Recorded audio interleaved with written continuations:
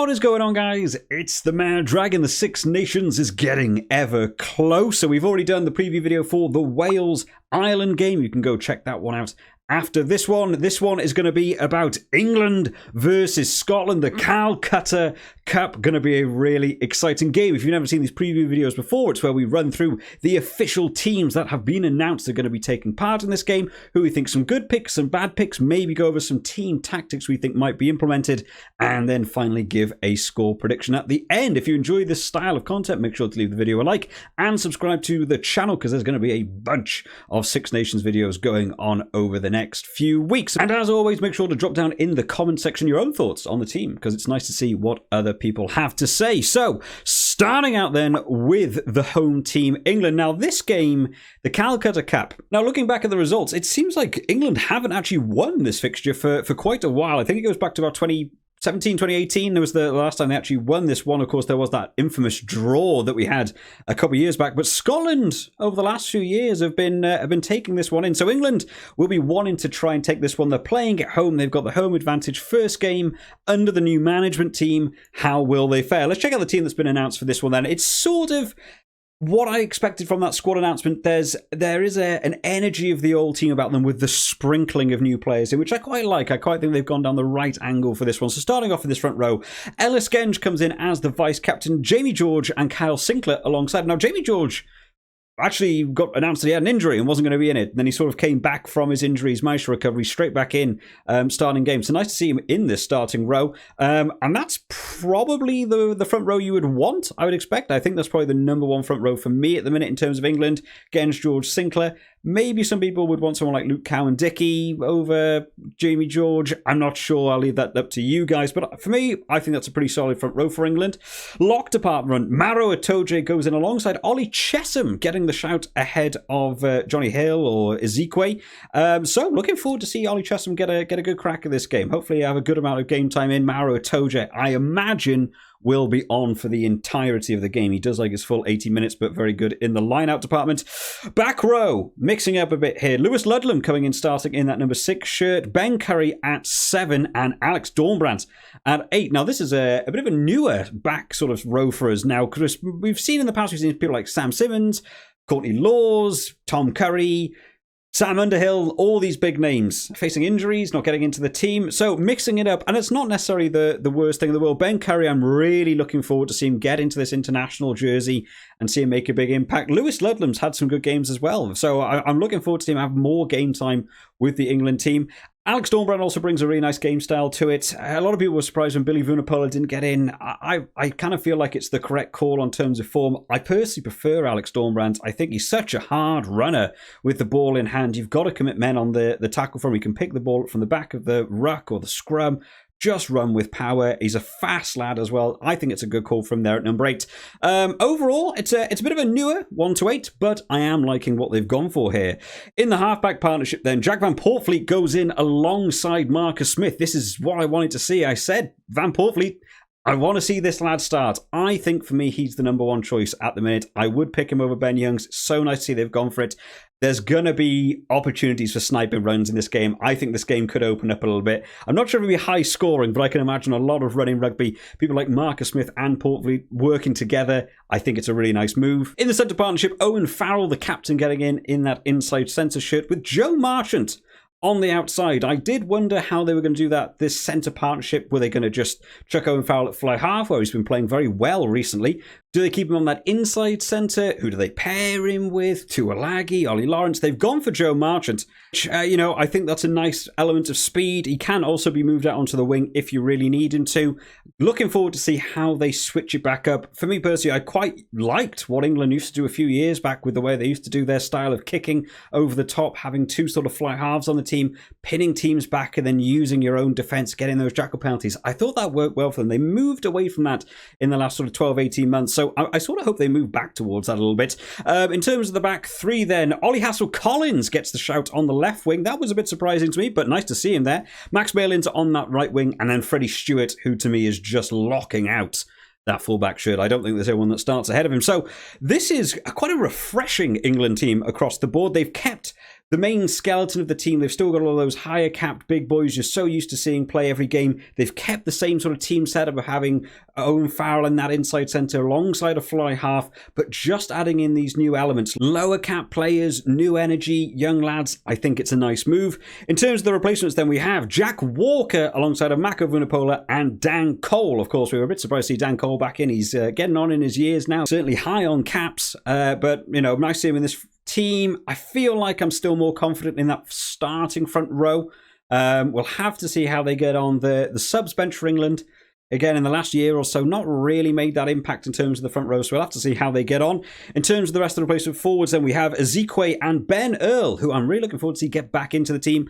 Ezekwe, for me, is still not quite sort of landed that mark in terms of the international scene yet. For me, I'm still feeling like there's better people ahead of him, so we'll have to see how he gets on. Interesting, though, England have gone for the 5-3 split here. This can sometimes be a bit of a grueling game for the Calcutta Cup, where forwards are so important. Maybe the 6-2 would have been the way to go. Maybe England want to show off. Maybe we're going to see England actually expand this out, go through the wingers, see a bit more of a kicking game and try and use the backs rather than just trundling it through the forwards. But I did think maybe they would go down a forward route and back their sort of defence and their forward driving maul a bit more, but they haven't gone for it. In the replacement backs then, Ben Youngs, Ollie Lawrence and Anthony Watson, who was a bit of a late addition to the team. He sort of skipped under my squad analysis for that one, but he's back in the team now. So in terms of coverage, there's quite nice coverage in this backs, to be fair, because Ben Youngs, of course, is going to come on in that scrum half. Ollie Lawrence and Anthony Watson have great experience between centre and wing between them. If you have an injury to your fly half, Owen Farrell moves in at fly half and you can put Ollie Lawrence on in that centre position. If you've got an injury to the wing, Anthony Watson's happy to go back there. Freddie Stewart goes out. I think Max Malins and Anthony Watson have played fullback before, so people can also fill in there as well. So good coverage across that backfield. Overall, this is a good England team. I'm looking forward to see how they get on with their new management and their new playstyle for their opener of the Six Nations. Moving on then to the Scotland team, hoping they can take this early lead in the Six Nations. I have sort of said in my prediction video how I think it's going to be quite close between England, Scotland and Wales this year in terms of the final table. And this will be one of the big wins for any team that can sort of win this one. So starting out of this front row for them, Pierre Schoeman goes in alongside George Turner and WP Nell. I think that was sort of the setup I picked. I think I had Xander Ferguson to start ahead of WP now, but he's a very experienced player. He's a very good player, so it's not really a bad interchange. I think that's still a good front row for them. In the lock department, Richie Gray goes in alongside of Grant Gilchrist. We don't get to see the Gray partnership come in, but Grant Gilchrist is so good. We've had a couple of talks in the past on this channel before about how Grant Gilchrist does fly under the radar. He's not scoring huge points in the fantasy. He's not the sort of guy that seems to get man of the matches. He doesn't seem to get talked about a lot, but he does a lot of hard graft. If you actually just sit down and watch him specifically, the work rate he has is absolutely phenomenal. So nice to see him still in this team. I know the Gray brothers are a lot of people's sort of first choices when it comes to these lock departments, but the lock depth in Scotland is actually really good. In the back row then, Jamie Ritchie in as captain in that 6 shirt. Luke Crosby gets handed, I believe, his second start for Scotland. I don't think it's his debut. I think he has had one start before in the 7 shirt, and Matt Ferguson at 8. Meaning no Hamish Watson, which I thought was a really big move. So I'm going to look forward to see what they've got up their sleeve for Luke Crosby.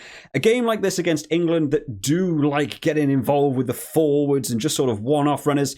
Sometimes big jackling, turnover penalties. That's the way you get away from the game. We've seen Hamish Watson in the past on his own 5 meters. He'll get over the ball. He'll win you that penalty. Easy exit. So hopefully Luke Crosby is up to that challenge. We'll have to see how he gets on.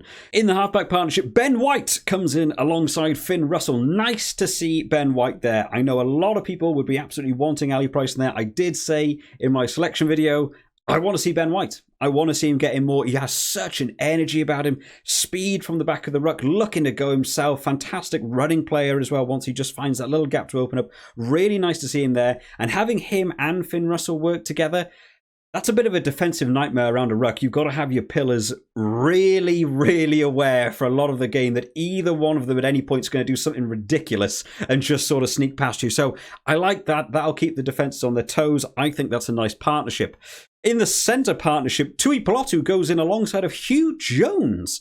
Now, this was an interesting mix. I thought they would have either Tui Pelotu or Hugh Jones. I really thought Chris Harris was going to have that starting shirt in the outside centre.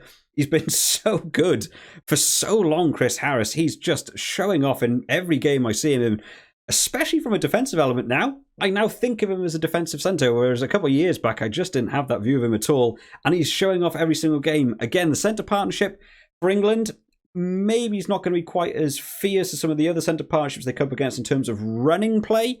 Owen Farrell's a lot more as an extra sort of distributor rather than an attacking player. Maybe they've sort of identified it's not going to be quite as aggressive in terms of going forwards. They might be looking for more tactical so they can afford to not have Chris Harris there.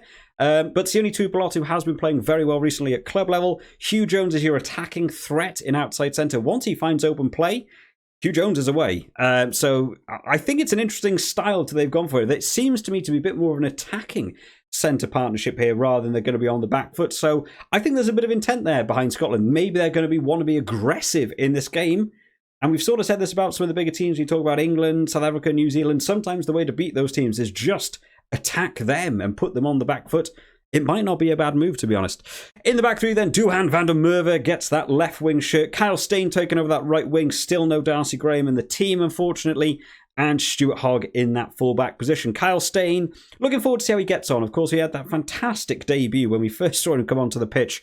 And since then, he's sort of fallen off for me. And then you've got people like Darcy Graham just showing off in every single game, out with that injury. You've been handed the opportunity. I'm hoping to see Kyle Steyn make the most of this. I think this is a really good opportunity to try and stamp your own mark on it. And of course, Duhan van der Merwe, the big unit's going to run through, and Stuart Hogg, the counter-attacking threat. Overall, it's a good 1 to 15. There's a couple of things I'm looking forward to see how they work. Luke Crosby at 7. The centre partnership, we'll have to see how it gets on in the game. There could have been potential swaps there, but maybe there's a tactical decision involved. In the replacements, Fraser Brown comes in alongside Jamie Batty and Simon Bergen. Again, this is quite a good front row, to be fair. This is a nice replacement. I think I prefer this set of replacement forwards compared to the England. So we'll see how that changes the game towards the later stages when we see the replacements come on. In the rest of the replacement forwards, then, Johnny Gray might be completing that Gray Brothers scenario alongside of Jack Dempsey, who, as the coaching staff are beginning to put Jack Dempsey in more now, he's beginning to find his feet in this team. Will be coming on at some point in that second half. They as well have gone for the 5-3 split. I feel like both teams are going to open. I really hope this is going to be one of those where we had that, what was it, the 31-all draw. I hope it ends up being one of those games again where we just start seeing points flow in this game. I really want to see an open game. Replacement backs then. George Horn comes in alongside Blair Kinghorn and Chris Harris. This is good coverage. I've sort of talked about Blair Kinghorn before. He is the super sub, I feel like, in terms of Northern Hemisphere teams. He's got to be up there. Can play fly half, can play fullback, can play wing. I'm sure if you chucked him at centre, he's a big enough guy. He could also play centre. Chris Harris is most likely there for your replacement centres. George Horn, of course, your scrum half. No Ali Price, not sure if there was an injury. I haven't seen anything about an injury. Maybe they're just testing some of the lower cap boys. But Blair Kinghorn, of course, giving you great coverage across the park there. I think this is a good bench for Scotland. I think they're there to play the full 80 minutes, and this is the way to go. So in terms of a score prediction, what do we think? What do we think about this one? I think in my prediction video, I think I said that I think England were going to take this one. I don't remember. I don't actually remember what I said now. Looking at the teams, England with a home advantage, new coach. We're not really sure what they're going to bring. Scotland mixing up the team, though, in ways that sort of suggest to me they're going to be the aggressive team. They're going to want to go forwards a lot. I think either way, this is going to be really close. I think I'm going to say England to win. I really don't know. I think it's going to be really close. I'll say England to win by 2. I think it's going to be so close. I could see this going either way. I don't see a blowout game. I'd be surprised if it does end up being that way. But of course, guys, drop down in the comment section your score predictions and what you think of the teams that are announced. Of course, we also have the Fantasy League running alongside it. Make sure you are putting your predictions up before kickoff and getting your fantasy team all locked in on the Super Brew. You still have time to sign up. We've got 2 days now before kickoff, so make sure you go check out that video to find out how to get involved. If you enjoyed this one today, remember to leave it a like and subscribe to the channel for all of the latest rugby news that will be coming out over the Six Nations, including previews, match reports, and the world rankings video, along with the fantasy updates on Monday. I hope you've all enjoyed this one today, guys. I will see you all next time. Bye-bye.